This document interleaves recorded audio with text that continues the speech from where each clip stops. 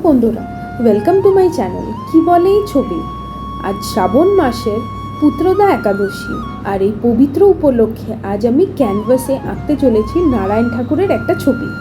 আসলে আমার কাছে ভগবান বিষ্ণু বা নারায়ণ ঠাকুরের কোনো মূর্তি বা প্রিন্ট করা ছবিই ছিল না, যার সামনে বসে পুজো করতে পারি, ধূপ দেখাতে পারি। তাই ভাবলাম, কেন নয় একাদশীর পবিত্র ও শুভ উপলক্ষে ভগবান বিষ্ণুকেই নিজের হাতে এঁকে ঘরে নিয়ে আসা যায়। জানেন, শ্রাবণ পুত্রদা একাদশী এত বিশেষ কেন মনে করা হয়?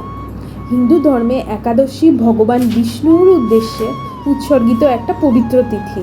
শ্রাবণ মাসের শুক্লপক্ষের একাদশীকেই বলা হয় শ্রাবণ পুত্রদা একাদশী।